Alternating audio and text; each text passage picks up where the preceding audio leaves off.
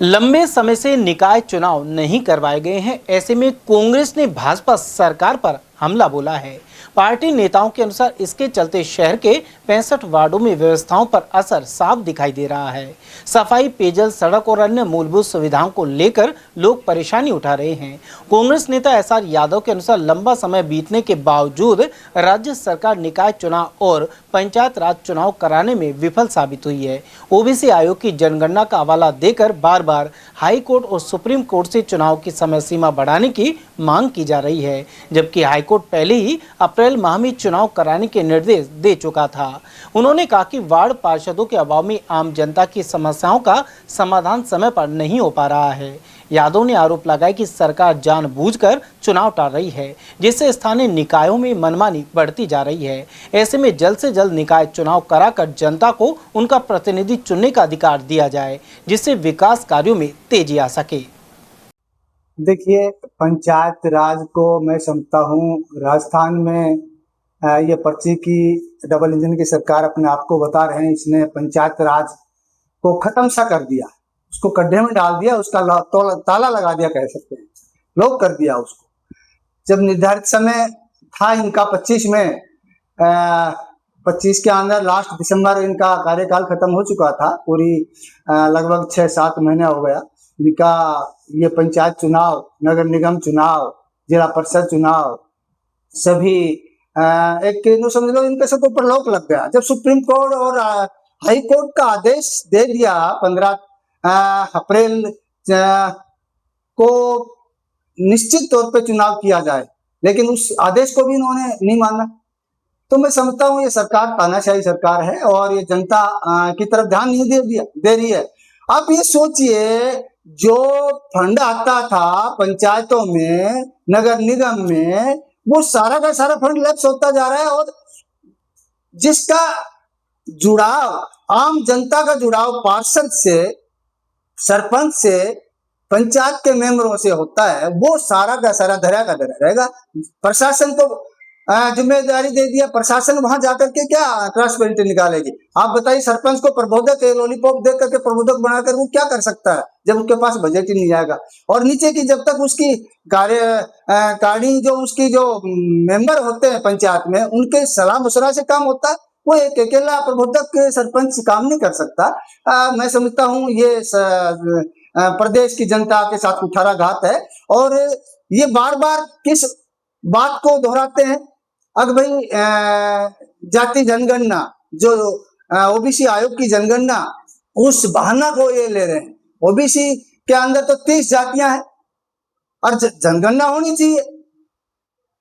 2011 के अंदर जनगणना हुई थी, 21 में होनी चाहिए थी। 5 साल वैसे डिले चल रहे हैं।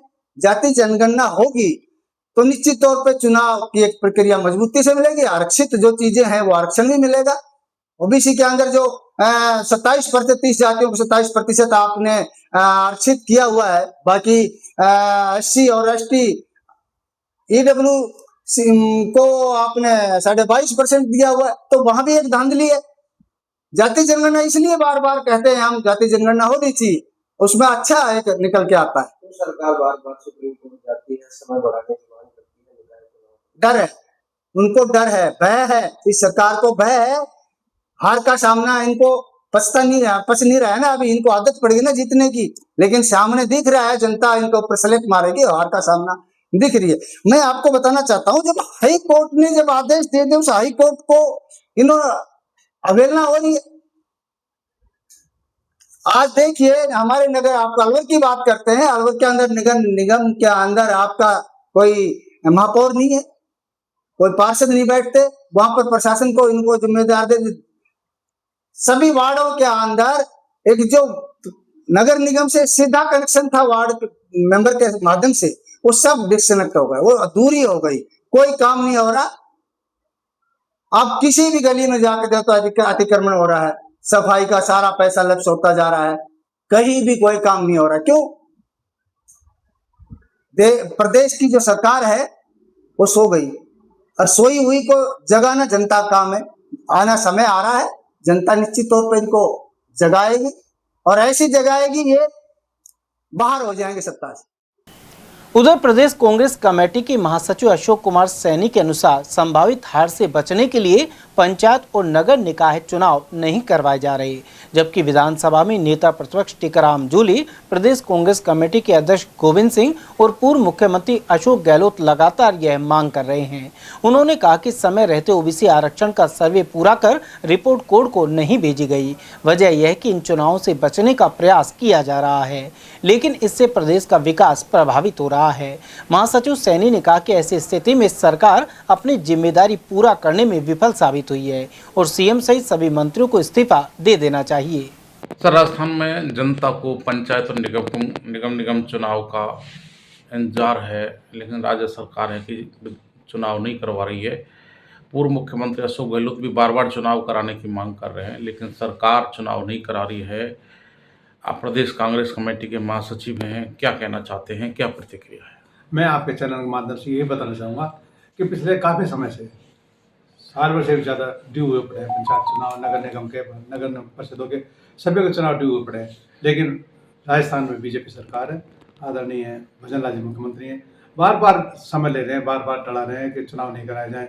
पता नहीं क्यों इनको ऐसा आभास लग रहा है कि चुनाव नहीं कराएं, जबकि हाई कोर्ट, सुप्रीम कोर्ट राज्य सरकार को आदेश दे चुके हैं कि ड्यू हो चुके चुनाव जल्दी इसका कराए जाएँ।